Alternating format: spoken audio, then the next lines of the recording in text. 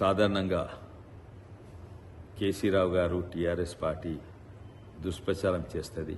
అది దుష్ప్రచారము విపక్ష పార్టీలు విపక్ష నాయకులకు వ్యతిరేకంగా దుష్ప్రచారం చేస్తుంది, వాళ్ళ పార్టీకి లాభమయ్యేటట్టు. కానీ విచిత్రంగా ఉన్నది ఇప్పుడు ఏంటంటే ఆయన దుష్ప్రచారము, ఆయన మోసము, ఆయన ఓన్ ఎమ్మెల్యేలు ఆయన ఓన్ మందకు టీఆర్ఎస్ మందకు చేస్తుండ్రు.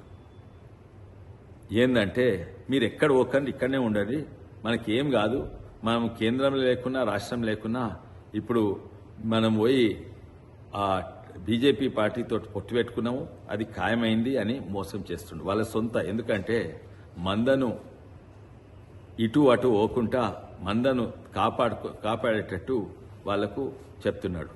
టీఆర్ఎస్ ఎమ్మెల్యేలు ముగ్గురు యాక్చువల్లీ ఫోన్ చేస్తే ఆయన అయిపోయింది అన్న, పొత్తు అయిపోయింది, మాకు మీకు పొత్తు అయిపోయింది, మీరు ఎంపీఐ గెలుస్తుండ్రు.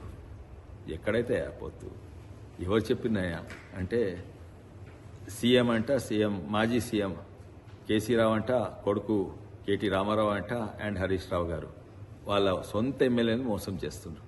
ఏంటంటే అయిపోయింది, అక్కడ మా ఎంపీలు అక్కడ ఉన్నారు, ఢిల్లీలో ఉన్నారు, మాటలు అయిపోయినాయి అండ్ ఓ పొత్తు ఖాయం అయిపోయిందని. పొత్తు కాదు, దగ్గర కూడా రానియాలు. ఇంత నిర్మలా సీతారామన్ గారిని, మోడీ గారిని ఎట్లా అవమానపరిచిండ్రు, ఏం భాష మాట్లాడిండు, అసలుకు వస్తే కలవని కూడా కలవలేదు. బీజేపీ పార్టీ టీఆర్ఎస్ను తండ్రి కొడుకులను దగ్గర కూడా రానియదు. అది 100% దుష్ప్రచారము, మోసము.